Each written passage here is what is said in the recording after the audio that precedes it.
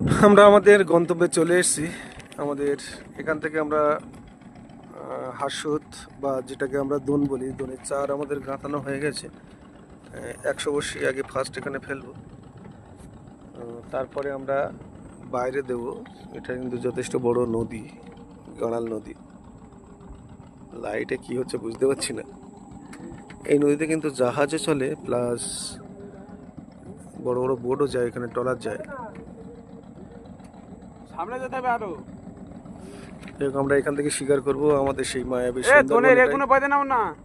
এটাই আমাদের মায়াবী সুন্দরবন বা ভয়ঙ্কর সুন্দরবন বলুন, রহস্যময় সুন্দরবন। এখানে কিন্তু অনেক ধুতুল গাছ আছে।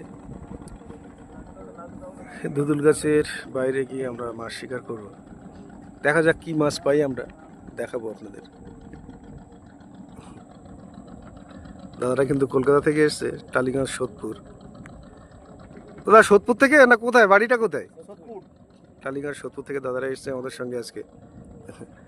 চলুন আজকে মাছ শিকার করি, কি মাছ পাচ্ছি তারপরে দেখাবো সবটা কি মাছ পাচ্ছি। আপনারা দেখতে থাকুন, আশা করি ভালো লাগবে। এই যে সুজিত মণ্ডল, সুপরিচিত মুখ, অনেকদিন বাদে পেয়েছি ভাইকে। ও বাইরে ছিল, যাই হোক অনেকদিন বাদে পেয়েছি সবাইকে।